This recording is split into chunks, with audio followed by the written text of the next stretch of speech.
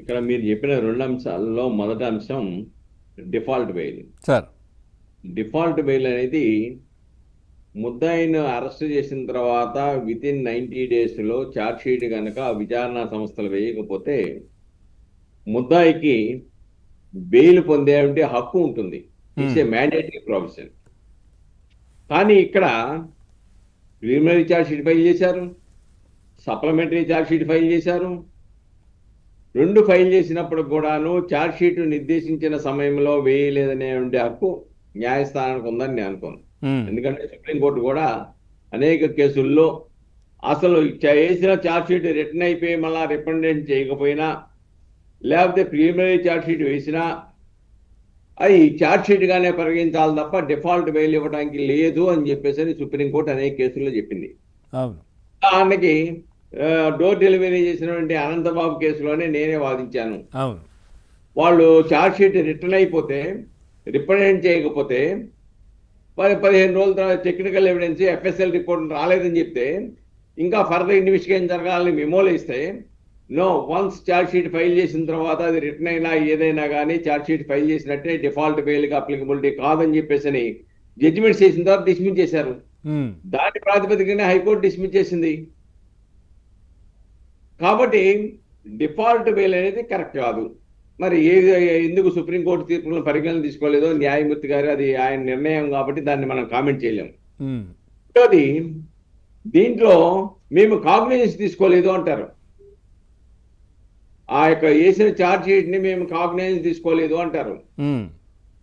Cognizance తీసుకోవాల్సిన అవసరం లేదు అని సుప్రీంకోర్టు చెప్పింది అనేక కేసుల్లో.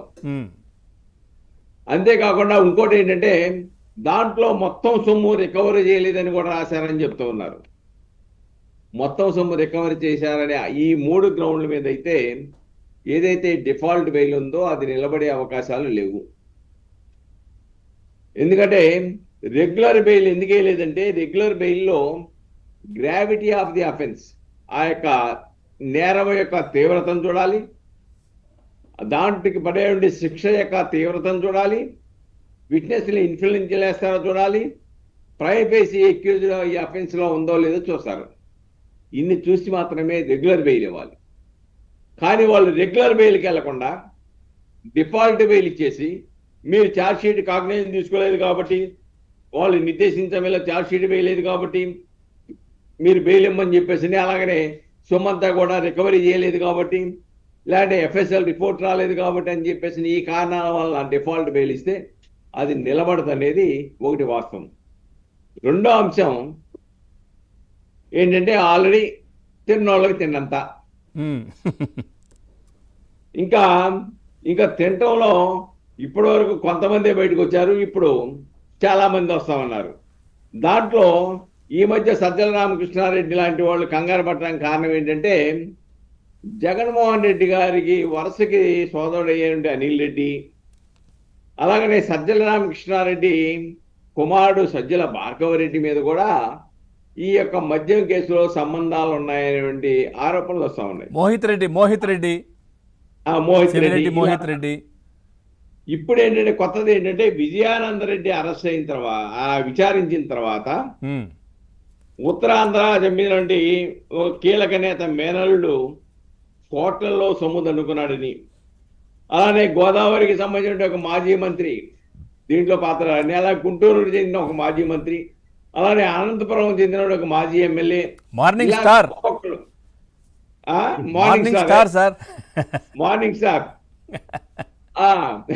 అటువంటి వాళ్ళంతా కూడా వెలుగు చూస్తా ఉన్నారు. ఈ వెలుగులో పాపం అంతిమ దోపిడీదారుడు,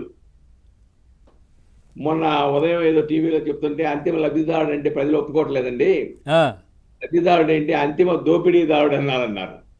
అందుకని ఆ పదాన్ని మారుతున్నా. అంతిమ దోపిడీదారుడు కదా సార్, దోపిడీదారుడే కదా. నిజంగా మనం లబ్ధిదారుడు అంటున్నాం కానీ దోపిడీదారుడే కదా. ఎస్, ఆ అంతిమ లబ్ధిదారుడు దగ్గరికి విచారణ వెళ్తున్న సమయంలో ఈ ముగ్గురికి బెయిల్ రావడం అనేది కొంత సాక్షి. అదొకటి మనం బిగ్ బాస్ అని కూడా మాట్లాడుతున్నాం. బిగ్ బాస్ కాదు, ముఠా నాయకుడు, ఆ దొంగల ముఠా నాయకుడు. అవునవును, గ్యాంగ్స్టర్. అది కూడా ఇంకా బాగుంది, గ్యాంగ్స్టర్ అనేది. ముఠా నాయకుడు, ఆ దొంగల ముఠా నాయకుడే. అవును. కాబట్టి ఈ పరిస్థితుల్లో మరి న్యాయమూర్తి గారు మరి అంతకుముందు సత్యప్రసాదను అలానే బిస్లరీస్ ఎండిగా ఉన్నటువంటి ఆ అధికారి ఇద్దరు కూడా యాంటిసిపేట్ బెయిల్ వేశారు ఏసీబీ కోర్టులో. ఉమ్, అంతకుముందు మేమిద్దరం అప్రూవర్ గా మారుతున్నాం అని పిటిషన్ వేస్తే దాంట్లో ఏం చెప్పారంటే నో, అలా కాదు, మీరు బెయిల్ అన్నా పొందాలి, జైలు అన్నా ఉండాలి, రిమాండ్ అన్నా ఉండాలి, ఈ రెండింటిలో ఏది లేకుండా ఈ పిటిషన్ ఎలాగ అలౌ చేస్తామని చెప్పేసి అబ్జెక్షన్ తో రిటర్న్ కొట్టారు. ఉమ్, తర్వాత వాళ్ళు ముందస్తు బెయిల్ వేశారు. ఆ ముందస్తు బెయిల్లో ఏసీబీ కోర్టు యొక్క న్యాయమూర్తి గారు చెప్పింది ఏంటంటే, అసలు చచ్చేనంత పెట్టెలతో సాక్ష్యాలు తీసుకొచ్చి పడేశారు మా ముందు, మేజిస్ట్రేట్ ముందు వాంగ్మూలాలు ఇప్పించారు, అనేకమైన సాక్ష్యాలు ఉన్నాయి, ప్రత్యక్షంగా టెక్నికల్ ఎవిడెన్స్ ఉంది, ఇంతుండగా అప్రూవర్లుగా మారవలసిన అవసరం ఏముంది, అవసరం లేదు, అంత సాక్ష్యాధారాన్ని నా దగ్గర ఇచ్చేశారు అని చెప్పి న్యాయమూర్తి ఈ రోజున డిఫాల్ట్ బెయిల్ ఇచ్చాడు. మరి ఆ బెయిల్లో వ్రాతపూర్వకంగా రాశాడు, అది వాడు నా నోటి మాటతో కూడా కాదు, రిటర్న్ గా రాశాడు బెయిల్ డిస్మిస్ చేస్తూ, ఇటువంటి వాళ్ళు బెయిల్ ఛార్జ్ షీట్ వేసినా బెయిల్ ఇవ్వకూడదు, ఆ. కానీ ట్రయల్ అయిన తర్వాత మాత్రమే కోర్టులో న్యాయస్థానంలో